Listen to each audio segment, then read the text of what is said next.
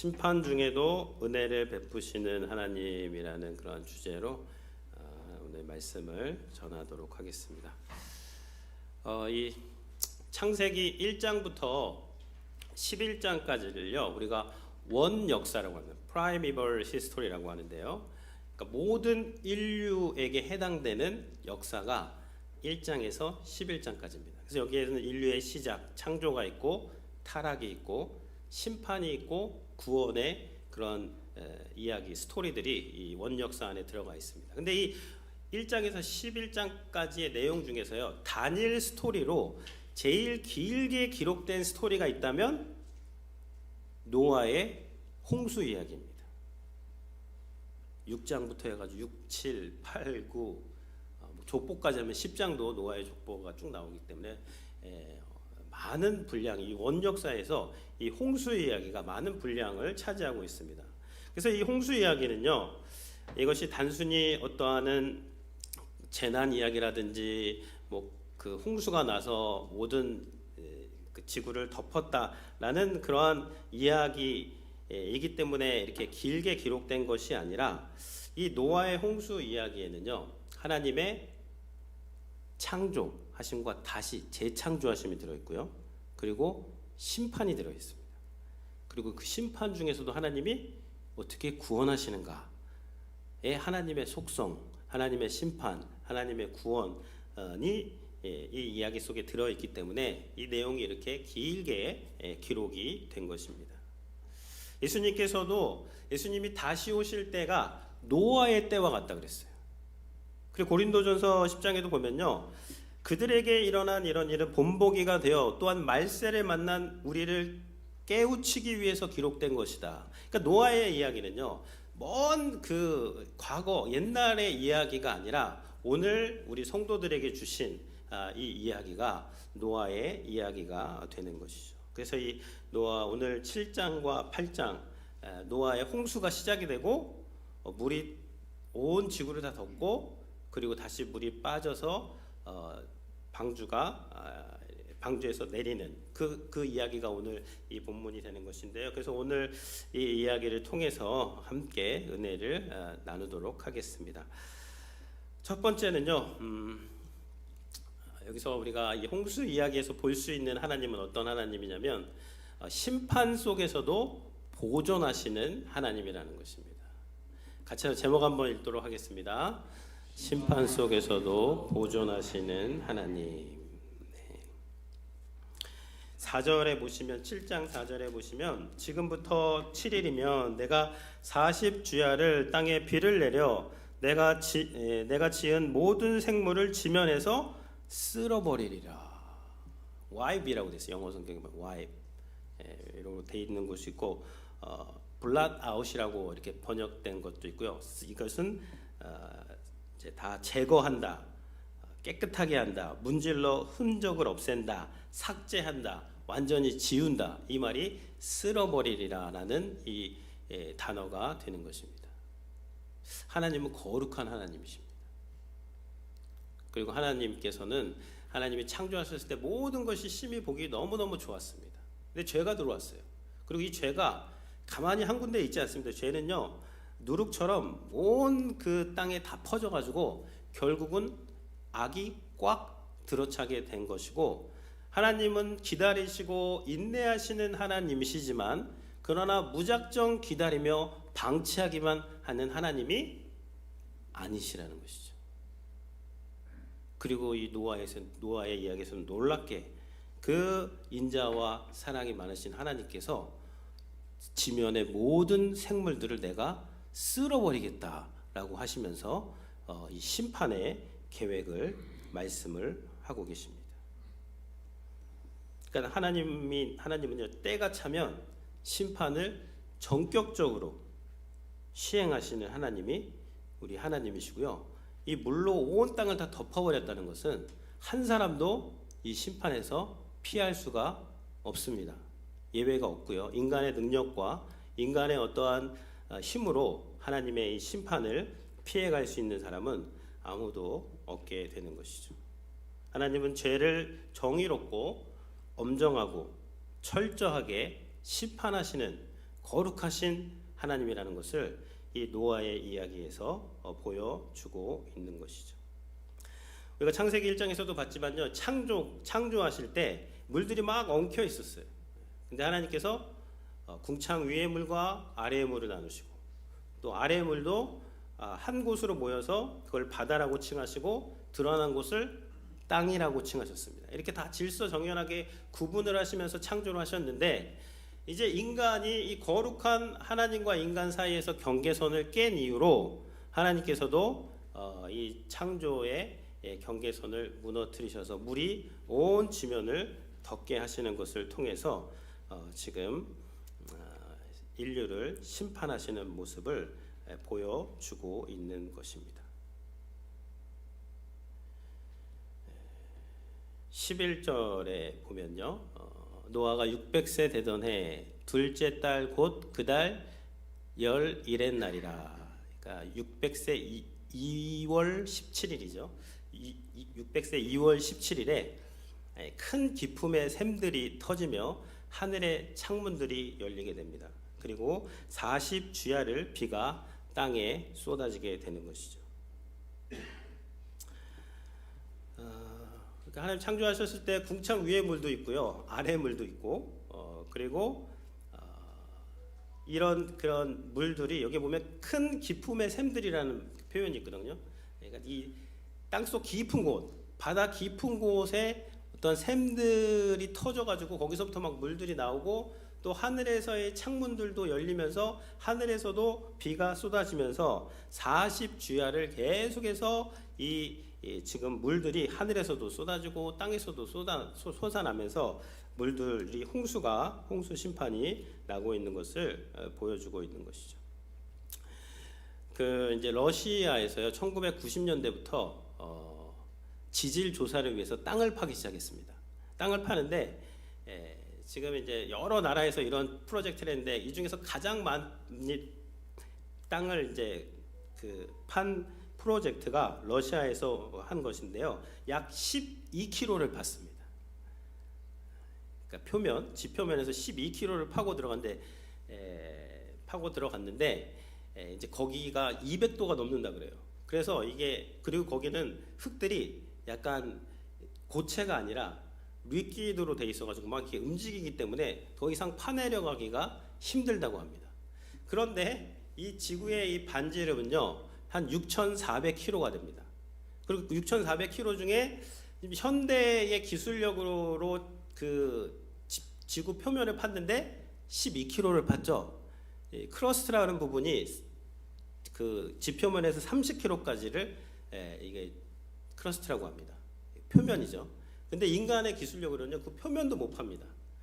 6,400km의 지구 중에 12km밖에 팔 수 없는 것이 지금 현재 우리의 기술력인데요. 이 땅 속에 보면, 이 땅 속에서 많은 물들이 나왔다 그럽니다. 그래서 제가 좀 찾아보니까 노스 웨스턴 유니버시티에서 네이처지에 발표한 논문에 보면요, 지구 멘탈 부분에 현재 지구 바다에 한두 개에 해당하는 물층이 있다는 거예요. 그 다음에 이렇게 보면요, 물층이 있다는 겁니다. 트랜지션 그 존이 있어가지고, 이 멘탈에는 마그마만 있는 것이 아니라 이 마그마 중간중간에 물층이 있어가지고 그런 물이 상당히 많이 존재하는데, 그 양이 현재 지구를 덮고 있는 바다의 몇 배가 되는 그 양이 지구 안에 있다라는 그런 것들을 우리 성도님들도 찾아보면 찾으실 수가 있을 것입니다.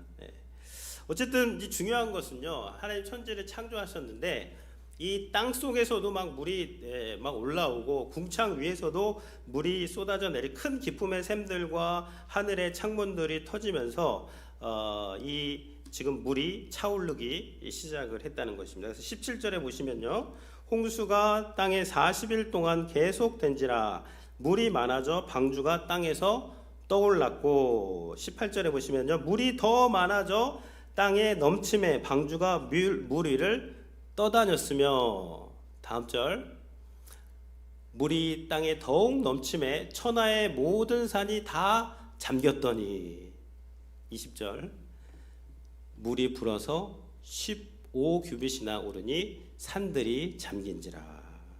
그래서 어디까지 갔냐면요, 천하의 가장 높은 산보다도 15규빗 더 불어나서 천하의 모든 산들이 덮일 정도로 그렇게 많은 물들이 지금 땅과 하늘에서 내려지게 된 겁니다. 그래서 방주가 떠올라 가지고 방주가 이렇게 떠다니게 되었다라고 말씀을 하고 있습니다. 그런데 여기서 보면요, 천하의 가장 높은 산에서 15규빗이나 더 물이 차오르게 됩니다. 15규빗은요 미터로 하면 한 7.5m 정도 됩니다. 7.5m 정도 더 이 홍수가 나서 이 지구를 덮게 된 것이죠. 우리가 이제 6장에 보면 네피림이 나오잖아요. 네피림은 거인들입니다. 영화 같은데 보면은 주인공들은 강하지 않습니까?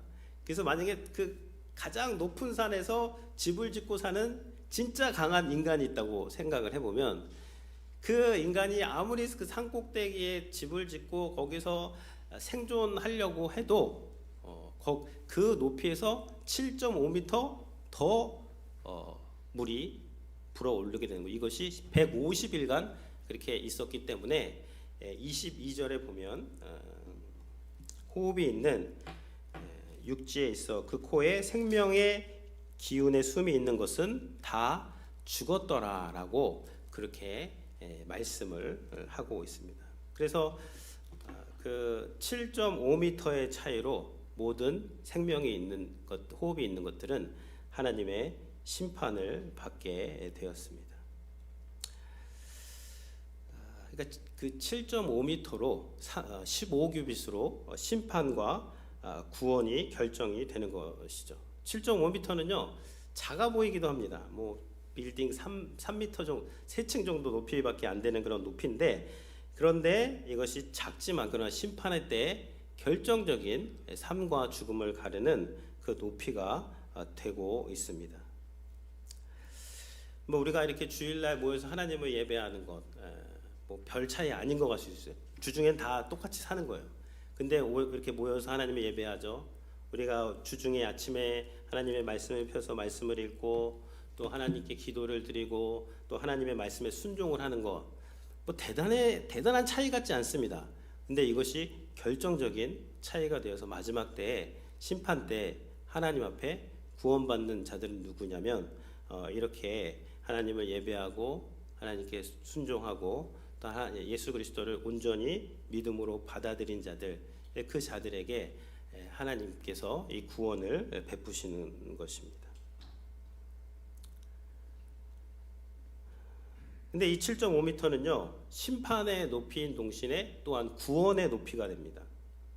이 방주가 우리가 그때 봤지만 높이가 30규빗입니다. 그러면 약 15m예요. 근데 이제 조선학 전문가들에 의하면 목재 대형 바지선, 이 태바 방주라 그랬잖아요. 동력이 없는 목재 대형 바지선들이 이제 물에 떴을 때 물에 배가 잠기는 그 퍼센트가 35에서 최대 45%까지 잠긴다 그럽니다.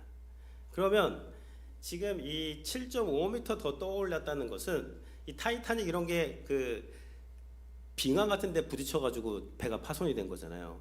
그럼 이 방주가 떠다니다가 높은 산에 걸릴 수가 있단 말이에요. 걸릴 수가 있는데 그 높은 산보다 7.5m 더 높았기 때문에 방주가 안전하게 떠다닐 수 있는 그 높이까지 하나님께서 물을 올려주신 것이죠. 그러니까 이 방주에 탄 사람들의 입장에서 보면 이 7.5m는요 구원의 또 7.5m가 되는 것이고 하나님의 그 은혜의 7.5m가 되는 것입니다.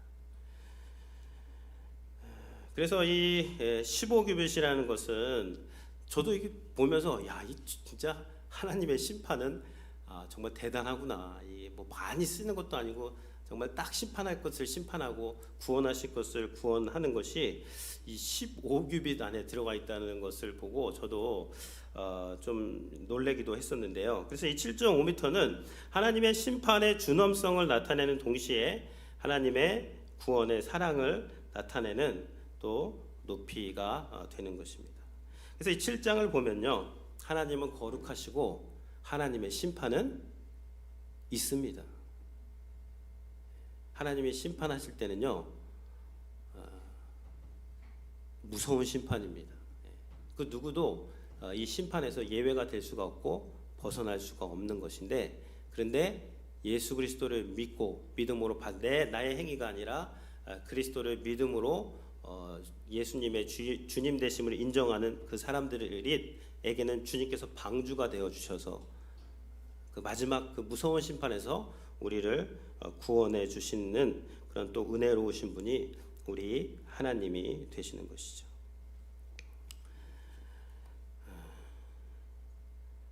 그래서 여기 7장에 보면요, 하나님이 정말 무섭게 심판을 하시거든요. 근데 또 하나님은 정결한 짐승들 또 2쌍씩 7쌍씩 다 방주에 또 태우시고 노아도 태우시고 하나님 또 구원을 하세요. 보존을 하세요. 그 엄정하고 무서운 심판을 하시는 가운데서도 또 인류를 보존하시고 또 이렇게 구원하시는 이 하나님의 속성이 이 이야기에 나와 있게 되는 것이죠. 첫 번째는 심판 속에서도 보존하시는 우리 하나님이 이 7장의 이야기에 들어 있습니다. 두 번째는요, 기억하시고 보호하시는 하나님이 되시는 것입니다. 우리 같이 한번 읽어 보겠습니다. 기억하시고 보호하시는 하나님. 네. 이제 8장으로 가면요, 이제 다 담겨 버렸어요. 그래서 7장 24절에 보면 물이 150일을 땅에 넘쳤더라. 물이 계속해서 불어나서 방주가 떠다니고 모든 호흡이 있는 것은 다 심판을 받게 된 것이죠. 근데 8장 1절에 8장은 이렇게 시작합니다. 하나님이 노아와 그와 함께 방주에 있는 모든 들짐승과 가축을 기억하사 그랬어요. 기억하사. 하나님이 바람을 땅 위에 불게 하심에 물이 줄어들었고, 하나님 여기서 기억하셨다. God remember. 하나님이 노아를 기억하시고 그 들짐승 모든 가축들을 기억하셔서 바람을 보내셔서 그 계속 차오르던 물을 멈추고 다시 줄어들게 하시는 그 내용이 이제 8장부터 나오게 되는 것입니다.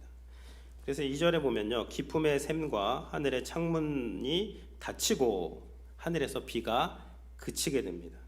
그래서 3절에 보면 물이 땅에서 물러가고 점점 물러가서 150일 후에 줄어들게 되면서 물이 점차 이제 줄어들고 10월 첫째 날에 산봉우리도 보이고 또 배가 아라랏산에 안착하는 그런 이제 이야기들이 8장에 기록이 되어 있습니다. 그래서 하나님께서 이제 기억하셨다는 것은요, 노아를 기억하셨다. 이거는요, 이제 우리 인간에게 쓰이는 사랑도 인간에게 쓰이면 사랑은 여러 가지 의미가 있습니다. 근데 이 사랑이 하나님께 쓰이면 어떤 사랑이죠? 하나님의 사랑은 인간의 사랑과는 다른 거잖아요. 무한하신 사랑이죠. 근데 이 기억하시다는 것도 마찬가지입니다. 인간은 뭐 잊어버렸던 것을 기억한다는 것인데, 이 기억하다는 말이 하나님과 함께 쓰이는 것은 무엇이냐면, 하나님께서는 언약을 기억하시고 그리고 그 언약을 지키는 행동을 실행하신다가 기억한다에 포함된 겁니다. 그러니까 그냥 기억한다는 것은 막 기억만 했다는 것이 아니라 이 적극적으로 하나님께서 일하시고 그 언약을 성취하는 하나님이다라는 의미가 이 기억하다에 들어 있게 되는 것이죠. 그게 출애굽기에 잘 나와 있습니다. 출애굽기에 보면요, 이제 백성들이 에집트의 노예 생활을 하면서 그 압제에 기도를 합니다. 하나님께, 하나님 도와주십시오. 하나님께 막 부르짖잖아요. 그때 하나님께서 어떻게 하죠? 아브라함과 이삭과 야곱을 기억하사 그래요. 그래서 내려가서 또 모세를 보내서 그 백성들을 구원하시는, 그 기억했다는 것은 그 백성을 구원하시는 그 모든 그 활동들이 다 포함해서 기억했다라는 그 의미가 되는 것입니다. 이 이야기 기억했다라는 것이요. 창세기 요셉 이야기의 40장에 나오는데 40장 23절에 보면 술 맡은 관원장이 요셉을 기억하지 못하고 그를 잊었더라. 요셉이 감옥에 가가지고요. 술 맡은 관원장의 꿈을 해몽해 줍니다. 당신은 복직될 겁니다. 이제 왕 앞에 다시 나가게 될 것입니다. 나가거든 나의 이 억울한 사정을 좀 잘 알려주시기를 바랍니다. 그리고 꿈을 해몽해서 진짜 나갔어요. 그 술 맡은 관원장이. 근데 뭐라 그러죠? 술 맡은 관원장이 요셉을 기억하지 못하고 그를 잊었더라. 이것이 인간입니다. 나를 꼭 기억해주고 내가 기대했던 사람들은 나를 잊어요. 근데 하나님은 나를 항상 기억하신다. 언제도요? 그 심판이 최고조에 하나님의 진노의 심판이 최고조에 이른 그때에도 하나님은 노아를 기억하세요. 그리고 생물들을 기억하시고 그들을 또 구원하기 위해서 그 물들을 감하기 위해서 바람을 보내시는 그 분이 우리 하나님이 되시는 것입니다. 이 노아의 입장에서 보면요. 노아의 입장에서 보면은 지금 노아가 방주에 들어갔단 말이에요. 하나님 들어가라 그래가지고. 그래서 막 물이 막 그 말에서도 올라오고 위에서도 올라오고 그러니까 방주가 실제로 막 둥둥 떠다니고 얼마나 무서웠겠습니까? 그리고 우리 코비드 시작할 때 이게 시작은 했지만 언제 끝날지는 몰랐잖아요. 방주에 들어갔는데 언제 나올지도 몰라요. 여기서 벌써 150일 동안 물이 계속 차오르고 지금 이렇게 그 심판이 계속되면서 야 우리가 지금 이 하나님의 이 진노의 심판 가운데 안전하게 구원을 받을 수 있는 건지 하나님이 우리를 지금 돌보시는 건지 아닌지에 대해서 두려움을 가질 수도 있고 의심을 할 수도 있는 그러한 그 최고조에 이른 때가 바로 이 물이 150일간 땅에 넘쳤던 그때인데 그때의 성경은요 하나님이 노아와 그 들짐승들을 기억하셨다. 그들을 보고 계신다. 그들이 하나님의 그 선한 손안에 지금 그 안에 있다라고 그렇게 말씀을 하고 있는 것이죠. 우리가 하나님을 오해하면요, 우리가 뭐 하나님은 나를 버리신 것 같아, 하나님은 날 돌보지 않는 것 같아 라는 생각이 들 때가 있지만요, 그거는 내 생각일 뿐이고 내 감정일 뿐입니다. 하나님은 그러지 않으세요. 우리가 하나님 오해할 때 그런 생각을 하게 되는 것이죠. 그러니까 이 이사야서에 보면요, 49장 16절 말씀 같이 한번 읽어보겠습니다. 내가 너를 내 손바닥에 새겼고 너의 성벽이 항상 내 앞에 있나니. 하나님이 성경에 보면 어떤 일을 하실 때 하나님의 선한 손으로 이 강한 손과 편팔로 구원하시고 선한 손으로 이 모든 일들을 하시는데 그 일을 하실 때 이 손바닥에 누구 이름이 있다? 내 이름이 있다. 근데 이거는요 안 지워집니다. 새겨놨어요. 여기다가 새겨놔가지고 하나님이 모든 일을 하실 때 나의 이름이 하나님이 항상 보고 계시고 기억하시고 그것을 염두하시고 그 모든 활동을 하시는 분이 손바닥에 새긴 분이 하나님이다라고 그렇게 말씀을 하고 있는 것이죠. 그래서 이 노아의 홍수의 이야기 때 우리가 볼 수 있는 것은요, 사람들은 우리를 떠나갈 수 있어요. 우리가 실패하고 우리가 병약하고 그러면 우리를 잊을 수가 있습니다. 좀 어떤 고난을 당해보고 한 사람이 바닥을 쳐봐야지 인간관계가 정리가 된다 그러더라고요. 이제 그때 하나둘씩 다 정리가 되고 진짜 남는 사람만 그때 남는다고 하는데, 근데 그 끝까지 남으시는 분이 모든 사람이 다 떠나도 이 말씀 바로 15절에 보면 무슨 말씀이 있어요? 여인이 어찌 그 젖먹이는 자식을 잊겠느냐? 그 여인은 혹시 잊을지라도 나는 너를 잊지 않는다.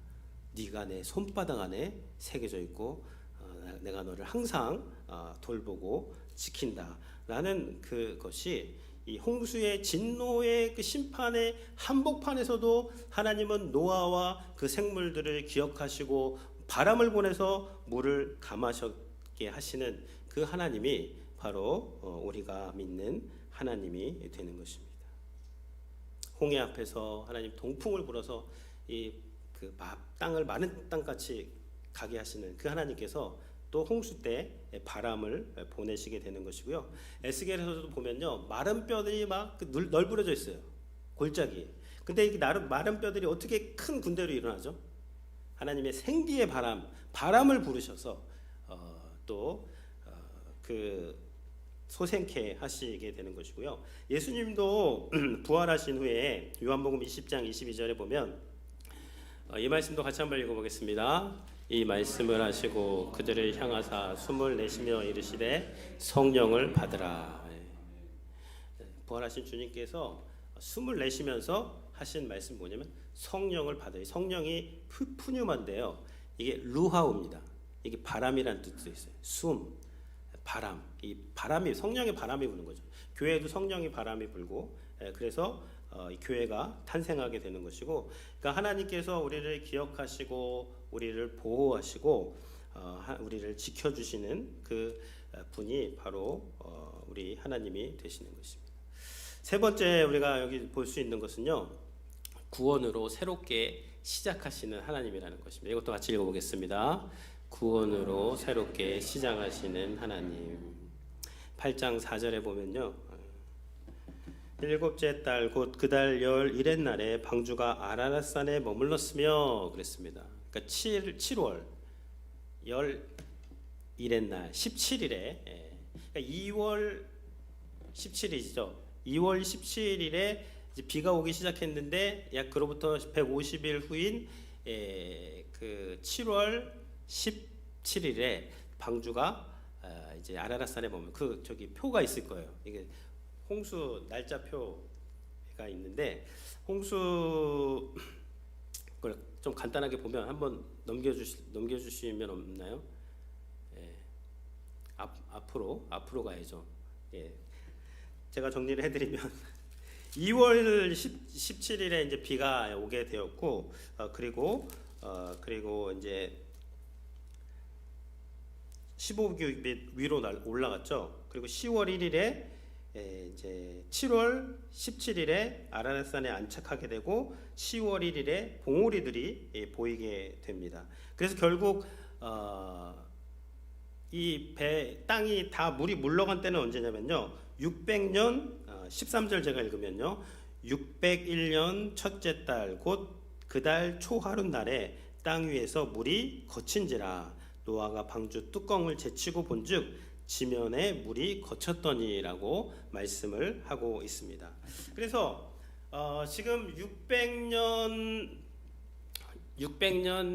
2월 17일에 들어가 가지고 601년 1월 1일 날 물이 다 거쳤으면 거의 11개월 가까이 방주 안에서 이제 있었던 것입니다.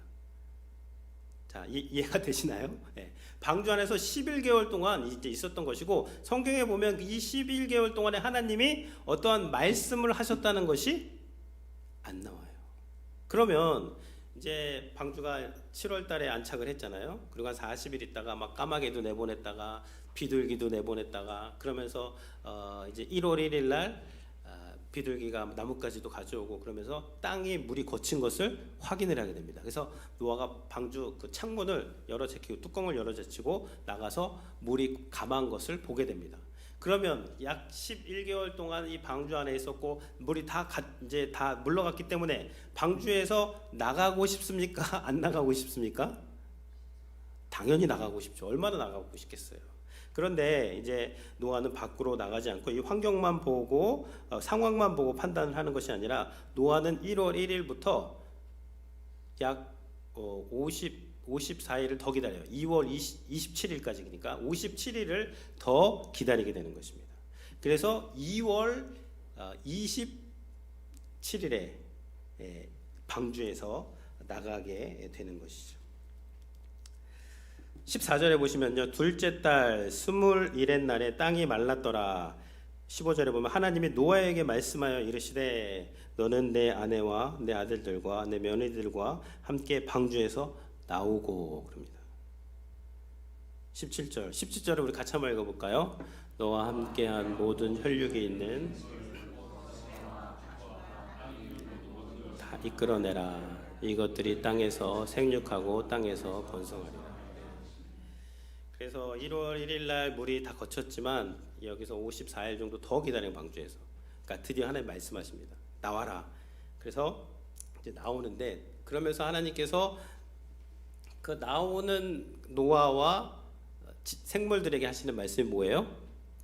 땅에서 생육하고 번성해라. 축복의 말씀을 주시는 것입니다. 다시 시작하게 하는 거예요. 다시 한번 하나님이 창세기 1장에서 했던 이 축복을 다시 주시면서 두 번째 기회를 줄 테니 이제 생육하고 번성해서 이제는 죄악이 관영한 세상이 아니라 하나님과의 그 관계 가운데서 순종하면서 하나님의 나라의 그런 확장을 위해서 이렇게 이 나라를 다시 한번 시작하시는 이 은혜가 여기에 들어있게 되는 것입니다. 그래서 우리 하나님께서는요 새롭게 시작하실 수 있도록 그렇게 기회를 주시고 또 생육하고 번성하라는 그런 축복을 하시는 하나님이라는 것이 이 심판의 홍수 이야기 속에 또 들어있는 하나님의 속성이 되는 것이죠. 이러한 은혜가 우리 성도님들에게 충만하게 함께 하시기를 축원해 드립니다.